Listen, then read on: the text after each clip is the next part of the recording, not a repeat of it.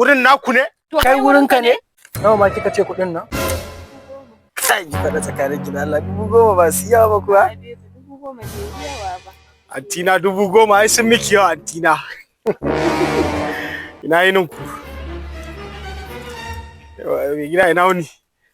Da Allah da Annabi taimako nake nema da Allah ina so a dan san min 500 kawai samun jin sai la kasera ni ma fila yadda kuke filawa nan. Mutum ma na neman taimako har sai ya ga ma nawa yake so a bashi.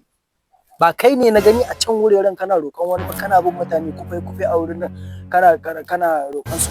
A ba ni bane. Ina ga Usaini na ne ba ni bane Usaini na ne.